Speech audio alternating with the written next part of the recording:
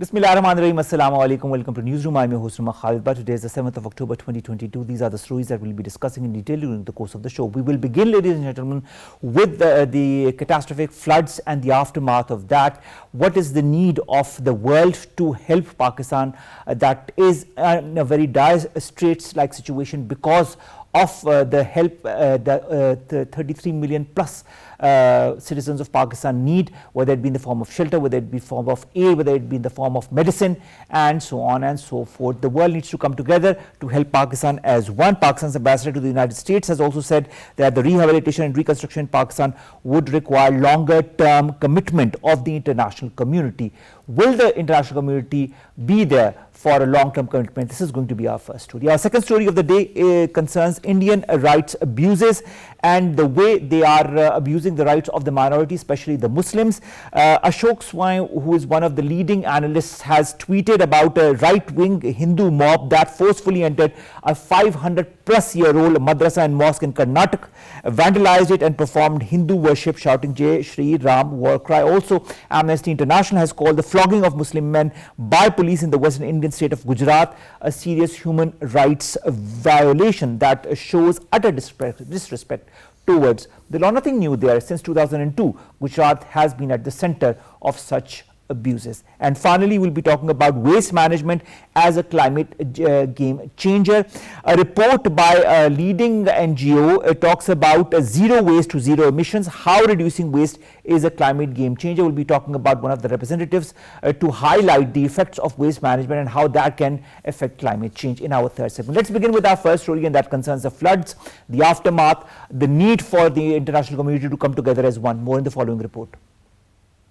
Pakistan needs international finances not only for economic considerations but also to cope with the consequences of climate risks and disasters. Prime Minister Shehbaz Sharif has said that revised UN appeal for $816 million for flood victims underscores need for continued global engagement. Reiterating Pakistan's bid for climate justice, Prime Minister Shehbaz Sharif, during an interview by British daily The Guardian, noted that Pakistan should not be forced to go out with begging bowl to rich polluting nations after the floods devastate the country. Foreign Minister Bilawal Bhutto emphasized that Pakistan is looking for realistic justice for climate-induced disasters it's facing, not reparations, as he termed apocalyptic floods, greater challenge than the pandemic for Pakistan. Since 1959, Pakistan has accounted for 0.4% of historic emissions, and yet it's listed as one of the most climate-vulnerable places in the world, according to joint findings by the World Bank and the Asian Development Bank. Earlier, Amnesty International called out wealthier states that have responsibility for climate change and urged to remedy historic injustices and support the low-emitting countries like Pakistan after deadly floods have shown the devastating impact of climate change. The loss and pain of flood victims' families in Pakistan is irreparable, and support from our global partners shall be vital for rescue and rehabilitation of the flood victims in Pakistan.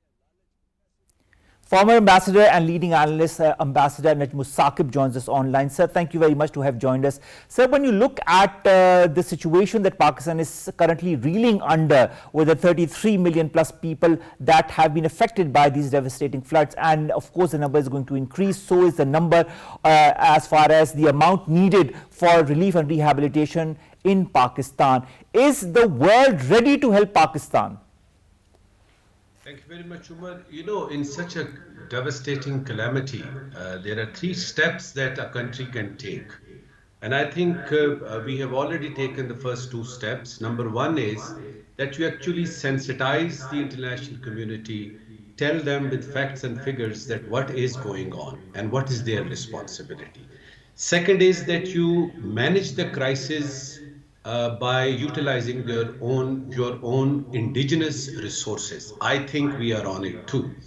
The third is, and very important, is that you plan that if such a calamity like floods, the ongoing floods, if they come and visit us next year, what are we prepared to do that? So, as far as the first part is concerned, I think the Prime Minister, the Foreign Minister, the Minister of Foreign State, all these dignitaries, they utilized the 77th UNGA session to the maximum. And it seemed to me, as if the whole session is for the floods in Pakistan.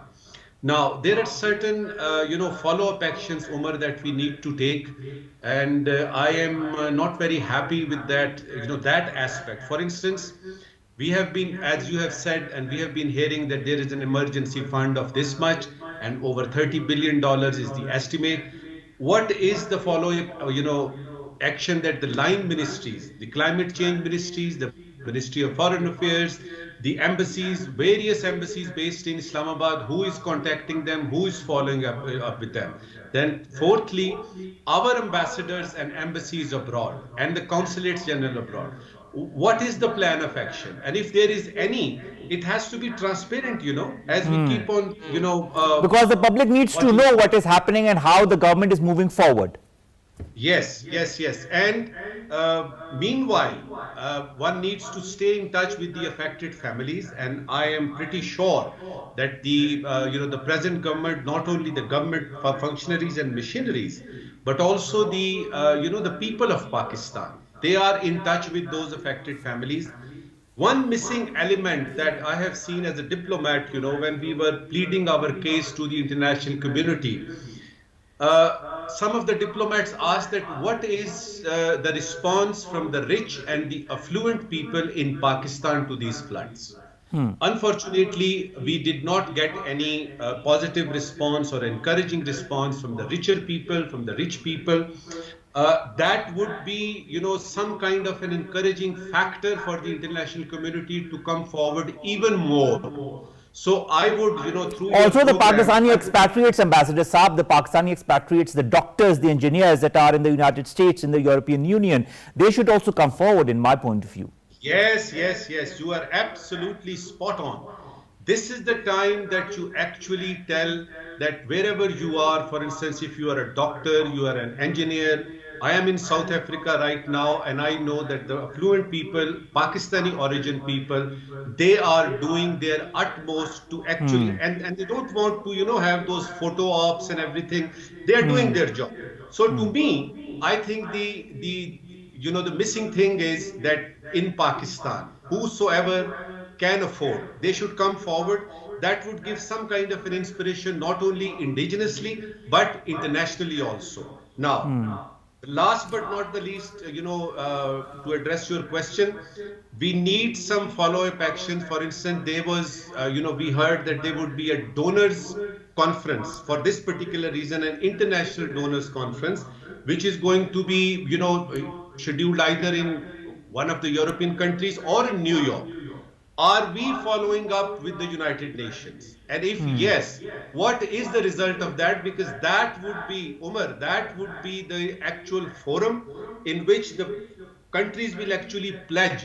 And since it is going to be a long Let's talk of pledges, Ambassador Saab, let's talk of pledges. Let's talk about the $160 million that were pledged first of all by the United Nations. What happened? How many countries came forward? I don't think even barely 50% were met with as far as the first pledge was made. Then the pledge came of $816 million US by the United Nations that was held simultaneously in Geneva and in Pakistan. How much to date has come from the international donors or the countries in the West? I don't think much has come.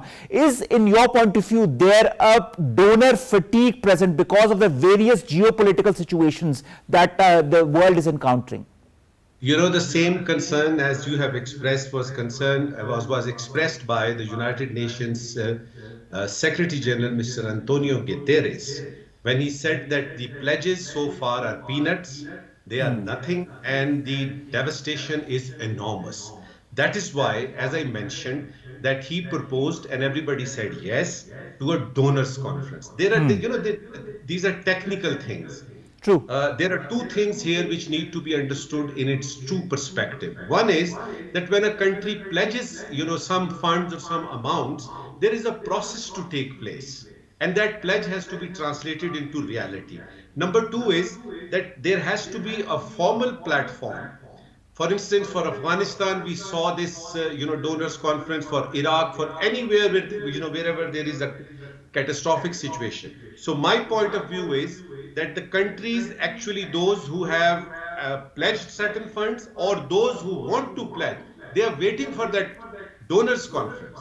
So that in the meantime, they can do their homework, that how much can we actually go All right, far. let's also talk of homeworks, Ambassador Saab, and I'd like to refer you to the report by the World Bank that talks of 9 million Pakistanis that are going to go into poverty as a result of these floods. It talks about the poverty rate to rise between 2.5 and 4 percentage points as a direct consequence of these floods. It talks about loss of jobs, livestock, harvest, houses, closure of schools, spread of disease, rising food costs that are threatening to put between 5.8 and 9 million people in poverty. Does the world understand, comprehend the situation Pakistan is going through? Add into this list, Umar, two very atrociously dangerous things in this, and one is the food security problem that we are going to have. Of course. We are already, finding it very difficult to, for tomatoes and onions and all that. And the third and the most important and the most dangerous thing is the disease, the diseases that ensue after any such flood. And there are many in numbers. So the list that you have said, it is absolutely factually correct. This time what happened was that with the visit of Antonio Guterres, the United Nations Secretary General to Pakistan, personal visit and meeting with the Prime Minister and going to the site, etc., it actually helped Pakistan in looking fair in its estimations. That is why all these reports, they are based on all those facts and figures which the United Nations machinery and functionaries, they collected it with the help of Pakistani. Now, what do we do now? That is my question, and in that I think first and foremost is that whosoever has pledged any number of funds, any amount of funds, they need to be followed up. That you pledged it, where is that? And it should be transparent. Everything should be transparent, like the dashboard that has been talked about, that all the amounts that will be given will be put online. Yes. All right. Ambassador Saab, thank you very much. And it was Saqib Saab joining us online, talking to us about the floods and the impact, especially the economic impact of these floods that is going to translate into, as the World Bank says, around 9 million people who are going to go into poverty. The world needs to realize that the world needs to act before it's way too late for countries such as Pakistan, and in the future, who knows which other country could be devastated by the effects of climate change. Pakistan, what does it do? 0.8% of carbon emission, and I can name certain countries from across the world who emit much, much more than that. So it's also the responsibility of those countries to exert pressure on other organizations to help Pakistan. Let's come to our second segment, and that concerns the rights abuses on the minorities, especially the Muslims, from the BJP-led Hindu government of India, whether it be a mob that forcefully enters a madrasa and mosque in India, vandalizes it and performs Hindu worship, whether it be in Gujarat, the human rights abuses that are going on as we speak. These abuses do not end. They have now extended beyond the Indian Hell Valley and into India. What can the world do? More in the following report. Religious tensions in India have dangerously heightened since Prime Minister Narendra Modi's Bharatiya Janata Party came to power in country in 2014 and peddled Hindu nationalist agenda. As an evidence of mass radicalization, Muslims in multiple areas of India are facing arrests, demolitions and even floggings, marking a new low in India's treatment of its Muslim minority. Making mockery of justice, several Muslim men were arrested in Indian state of Gujarat, tied to a pole and flogged by police, indicating targeted violence against Muslims in Madhya Pradesh, another state ruled by the BJP. Indian authorities demolished the homes of at least 3 Muslims. Human rights group Amnesty International has called the flogging of Muslim men by police in the western Indian state of Gujarat a serious human rights violation that shows utter disrespect towards the law. The founder of Genocide Watch, Dr. Gregory Stanton, earlier warned of an impending genocide of Muslims in India, comparing the situation of the country under the Narendra Modi government to events in Myanmar and Rwanda. India is no longer a country that is ruled by law. It is now a country ruled by street thugs related to ideology of Hindutva, and Indian state apparatus is serving the cause of Hindutva goons, so Muslims cannot expect justice. Religious tensions in India. We've been joined by Hamid Khan Al-Mashriqi, who is a leading analyst and who joins us to talk about this very important issue that is slowly and steadily aggravating within India itself, and the effects could be seen beyond that as well. Hamid, thank you very much to have joined us. Hamid, this latest incident of the Amnesty International talking about the lynching of Muslims is nothing new, is it? We've seen much worse within India and in the Indian held valley. But despite all of these reports, the UNHRC report, Amnesty, Genocide Watch, we have a huge list of reports. Nothing happens. When will something happen? When will change occur in India? Thank you very much, Omar. Yes, that is exactly the biggest question. That we all know that what is happening since Modi have come into power. And the worst thing I always emphasize is that when the state is supporting that kind of extreme terrorist acts on a certain minority, whether it is lynching, whether it is bulldozing the houses, whether it is they taking them on the streets and making mockery of their religion and doing everything with atrocities against the Muslims. The problem is that certainly with UP and Gujarat, where Yogi is chief minister for the last 6 years, he is crossing all the limits to do the atrocities against the Muslims. In Gujarat, particularly, they are having a legal cover by the court that they can bulldoze the houses. And now the Muslims are there saying that there is going to be the bulldozers are going to be the part of the judiciary, and this is a very sad thing. If I come to your question, yes, when the world will think about it, the problem with the world is that the hypocrisy of the world, the dual standards of the world, which I keep emphasizing, that when it comes to the matter of Ukraine war, which is going on, I mean, we all, Pakistan. The world reacts immediately. The world reacts immediately when it comes to India, when it comes to the Muslims in India and Indian held Kashmir or in Palestine. We don't see the same reaction, do we? So there's certain hypocrisy as far as the world reaction to human rights abuses across the world are concerned. But this said, what would be, in your point of view, the trigger point for the world to finally realize that, oh, something is really going wrong within India? I'll tell you, I mean, when we talk about genocide watch and other things, yes, there is genocide going on in Kashmir. I mean, what else could happen? Then there is, what they are trying to suppress the minorities by forcing them to change the religion on the name of Ghar Wapsi program. What else they are doing? The only thing is that now there has to be a tangible action taken by the by the United Nations, by the European Union, by those countries, which will make the Modi government realize that it could end up with a big tragedy of some kind of a big genocide like the Bosnia or others. What world is waiting for? I mean, world did not take the proper appropriate action at the time of Bosnia crisis when it was all going on. Again, in India, the situation is getting similar. The media has a boycott. Media doesn't know anything. And whatever comes out, it comes out from the other resources. And the world needs to understand that there could be a big tragedy. And Hindutva, RSS, fascist government is calling for a massacre, a large number of large massacres against Muslims. And they believe that if they kill them millions of Muslims, it doesn't matter. So this is their ideology. Hindutva ideology is openly saying, talking about the massacre and genocides of the Muslims. Hamid, I understand that. I also understand Gregory Stanton's point of view when he says the genocide has already begun, that 200 million plus Muslims are at a risk of being killed by the Hindus in India. Now, this is a very strong statement that comes from the head of an important organization.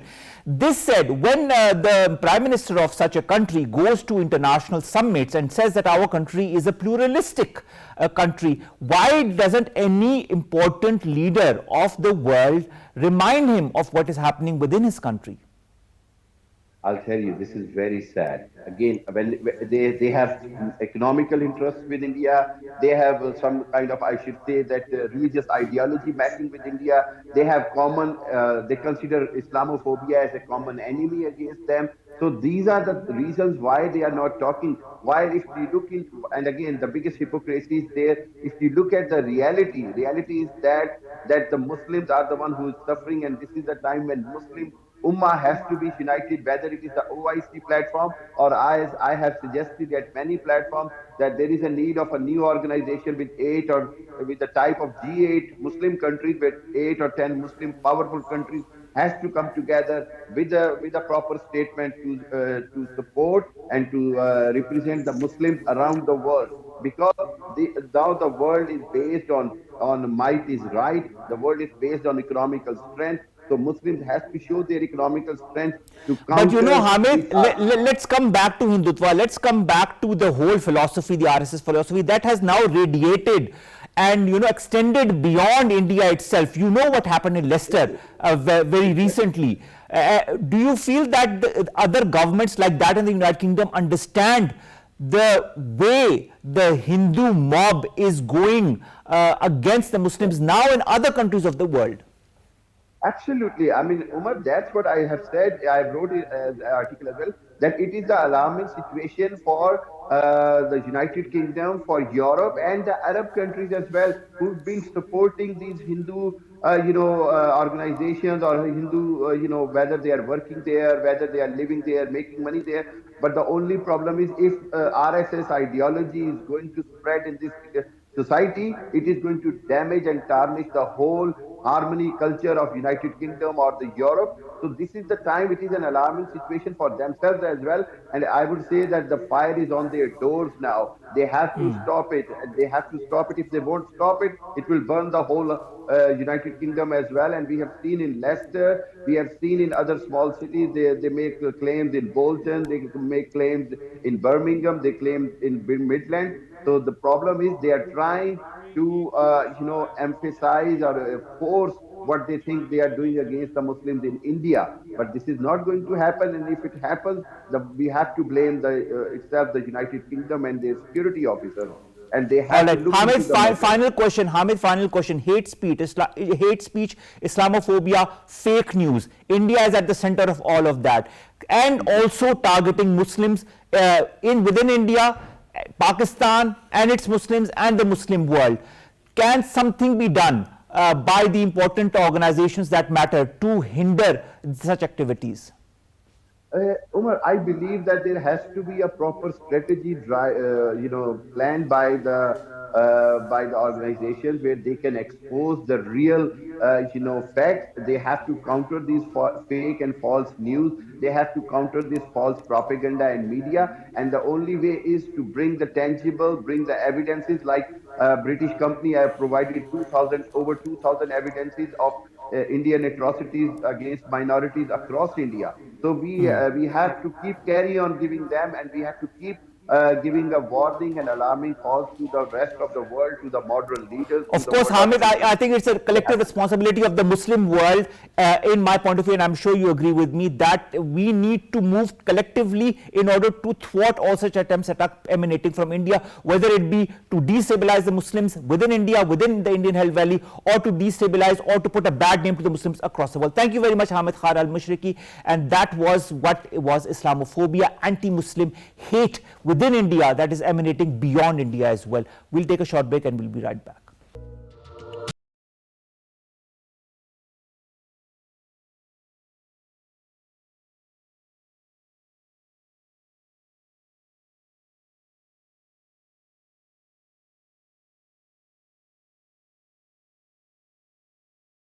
Welcome back. You're watching Newsroom, and climate change again headlines our third segment of today. And of course, we need to talk about factors that hinder climate change, factors that aggravate climate change. Now, there's a report by an organization known as GAIA that talks about zero waste to zero emissions and how reducing waste is a climate game changer. We see waste everywhere, whether it be Pakistan or other countries. The West has a lot of stringent rules on waste, but we see a lot of that happening in Karachi. We've seen that in Lahore. We've seen a lot of bad waste management in certain big cities of this very region. And a lot of people say this is one of the major causes of climate change, or causes that aggravate the effects of climate change. To talk more about that, we've been joined by Mariel Vilella. She's the Director of Climate Program GAIA. Thank you very much, Mariel, to have joined us. Mariel, it's always a pleasure, and this is the first time that we are interacting. I hope we'll get to talk more in the weeks to come, because climate change isn't going anywhere, and our country, the way it has been affected, is devastating to say the least. You talk of zero waste to zero emissions in your report. How effective is that, and how can it be implemented in true letter and spirit? Yes, good evening everyone, and thanks so much for having me.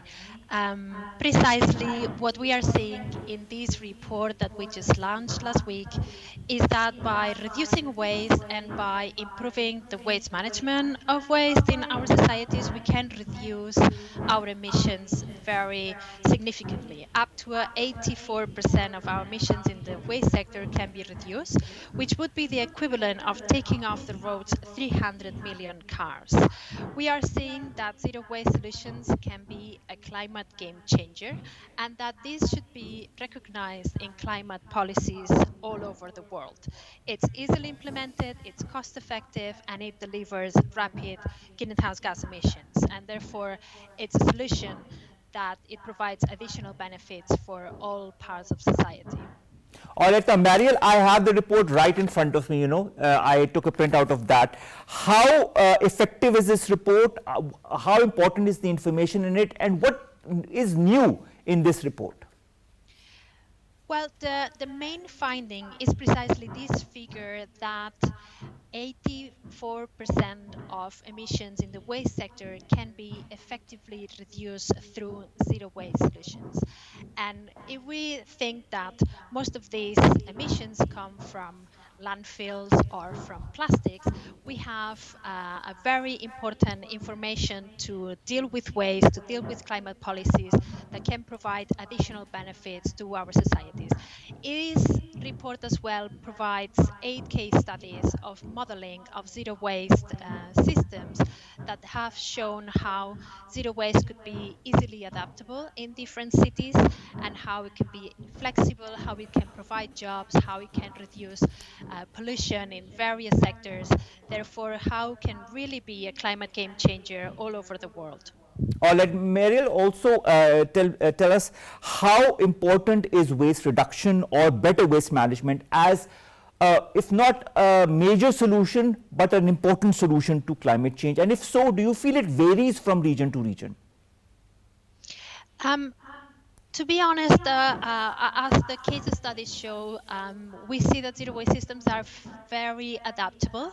But importantly, of course, zero waste systems are more important in the global south, or where we see that there is more a greater impact of climate change. And I want to express my solidarity with the Pakistani population that has suffered so much losses in the recent flooding. Precisely what we see is that zero waste solutions can build the resilience of societies, importantly through the reduction of use of single-use plastic, for example, which can be very useful to mitigate the flooding in cities, precisely because so much of the flooding is caused by the blockage in the drainage systems.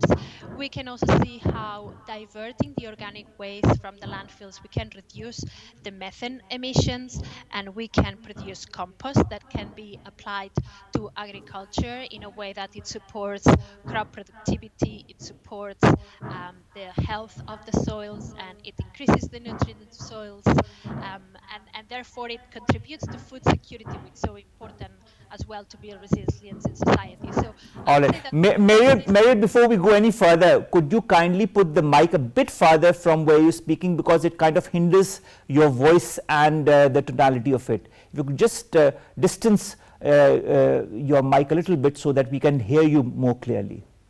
Oh, I'm so sorry. Yes, is that better? Yes, a bit farther if it's possible, please. All right, Mariel, I'd like to understand something about this zero waste systems that you talk so much about in this report. What are the major zero waste systems that we can apply in societies such as ours, for example? A zero waste system is an advanced and sustainable way to deal with waste, which will give priority to waste prevention. So it will include policies like single use plastic bans, which aim at reducing the production and the consumption of plastics. It will also set up systems that facilitate the reuse of products, like deposit return schemes. And it will also ensure that there is proper separate collection of waste so that we can maximize the recycling and the composting and ensure that this composting can help agricultural land, which is so important for climate resilience. So this is the concept of zero waste, and it can be applied all over the world, most importantly in places in the global south where organic waste is such a big proportion of the waste that is produced in the households. All right, Mariel, you've taken certain models from cities across the world, and you have tried to manage waste and see how that affects the basic climate change system. What were your findings? Can you repeat the find? Oh, all the right. find. Mariel, I was saying, what were your major findings when you modeled certain cities across the world as far as these reductions in emissions are concerned? Yeah, one of the most important findings when we've looked at the modeling of zero waste in these 8 case studies, which are included in our report, is that in cities like Sao Paulo and Detroit, for example, the waste management sector could actually go net negative, which means that the sector would prevent even more emissions than it creates, which is something absolutely significant in the fight against climate change. We also found that zero waste strategies create more jobs, not only more jobs, but better jobs and more resilient food systems. And in the sense of the job side, very important to note that these jobs would be very beneficial for the informal recyclers, the waste pickers that retrieve materials from the waste. In Sao Paulo, for example, a switch to a zero waste system could create over 36,000 jobs, particularly for this community, which will increase the climate resilience, the resilience that we have in societies to deal with the impacts of climate change. This is also very important in Dar es Salaam, for example, in Tanzania, where there's been also really the informal recycling sector is taking care of the recycling in the city. And we see how there's been creation of cooperatives of recyclers and how the support to these cooperatives have made a massive difference to improving the livelihoods of all these people. All right. Now, Mariel, also I'd like to understand the cost that could be associated with the changes that you have proposed in this report. Do you feel it is a cost-effective mechanism, or do you feel it will depend also on how much change you bring about? Yeah, absolutely. Zero waste strategies are the most cost-effective approach to waste management. So by implementing better collection and recycling and composting systems, municipalities can, on average, reduce the cost of dealing with waste by 70%. And in comparison to waste-to-energy incineration or landfill gas system, which are systems that basically focus on the disposal of waste, these that are a lot more expensive, this is a massive, massive difference. And also zero waste systems create so much more jobs, up to 200 more jobs than disposal methods like landfilling and incineration. So overall, we see that it's very cost effective, and it also provides the additional benefits of creating more jobs and of more quality, especially for vulnerable communities like the informal recyclers. Or we see much more of waste in the global south. Do you feel that the model that you have proposed of zero emissions and zero waste, that can help cities in the global south to better manage the effects of climate change? And if so, could you highlight some of the important points in that respect? Yes, absolutely. As I was saying before, the global south is suffering the most and the worst impact of climate change and have contributed the least to the global account of emissions, which is in itself the core of climate injustice that we are seeing today. And here, zero waste strategies can be a very important ally. building resilience in cities and improving the livelihoods of people with simple and cost-effective policies such as I was saying before, the reduction of single-use plastic. So we've seen cities in Africa and in other places in Asia as well banning single-use plastic, and this has been a way to mitigate the flooding in cities and also to reduce the disease vector that comes with the impacts of climate change. The other very important element in climate change adaptation in zero waste systems is composting. As I was saying, when we divert the organic waste from landfills and we are able to produce high quality compost, this can be applied in agriculture, which will provide enormous benefits to the land. It will help with soil degradation, it will increase the crop productivity, it will help small farmers in their family subsistence, and will increase the food security. All of this will help us building more resilient societies that can deal with the impacts of climate change. So this is why what you're trying to say, Mariel, is that the effects of zero waste go much beyond climate change and the effects of climate change. You know, it brings food security, it brings cleanliness, it brings improvement in public health, it improves the stresses inside the society such as noise pollution, traffic congestion, and so on and so forth. So it has a multifaceted element to that, doesn't it? Yes, absolutely. This is precisely a very important chapter in our report and very important takeaway for all policymakers that are struggling in developing climate policies. Zero waste actually provides all these additional benefits for the economy, for the environment, for the politics themselves and the social conditions of peoples.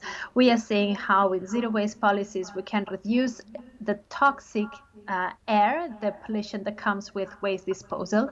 We see how there is more conservation of natural resources, improving the biodiversity and improving the resilience of the soils. We see how we improve health, public health, we create jobs, we reduce inequity and all the justice related to jobs in the informal recycling sector. We see how we create more jobs and more quality jobs. And we see in many places how zero waste systems require of alliances between civil society and the policymakers and city officials, which in itself improves the quality of governance and improves the participation and the inclusion of citizens in the affairs of the city. Now let's talk of governance, Mariel, and COP27 is just around the corner next month, in fact. Do you feel that what you're working on, zero waste, would be or could be on the agenda of COP27? Precisely, COP27 will be very important for waste management, as this will be one of the topics that will be discussed there. And we expect Egypt, the nation that is hosting COP27, to launch the Global Waste Management Initiative, which is an initiative that is aiming at, for Egypt and all countries in Africa, to aim at 50% recycling by 2050. So this is what's going to happen this year. And we come from COP26 last year, where we saw the Global Methane Pledge, which involved 122 countries pledging to reduce their methane emissions. Since then, we've seen increased attention to landfills as a source of methane emissions. So definitely we're seeing a scenario where there's more pledges, more attention, and more commitment to deal with waste management as a key sector to deal with climate change. And it's time now to think of implementation. How is this going to take place? What are the solutions that we are going to see implemented? And so this is time to look at zero waste solutions and to see the benefits of zero waste solutions, how cost effective, reliable, and all these additional benefits that it's bringing. So we are hoping that more and more we're going to see more governments engaging in their climate policies, engaging in the waste sector, and making the most of the zero waste solutions that can provide. All right, Mariel, you talk of implementation. You know, implementation needs a lot of conviction. How do you feel that the countries that emit the most waste, that are not striving to have zero waste management, can be convinced to do otherwise? Say that again. I said, you talk of implementation, of all the policies that you've put in this report and of the lessons that you've learned from the report. All of these need to be implemented by the countries. You talked about the countries, but those countries need to be convinced so that they implement those policies. How important is this conviction process? Do you feel it will be easy for organizations such as yours and processes and the events such as COP27 for them to understand the importance of waste management in this day and age of climate change? Thank you for repeating. I'm sorry, the sound wasn't that good. It's all right. Yeah, I mean, we are seeing a lot of progress, I have to say. When we look at the climate policies that were presented at COP15 in Paris, almost none of them was looking at waste. When we look at the 5 years later at COP26, there was a bigger proportion of NDCs, of national climate policies, that were looking into waste.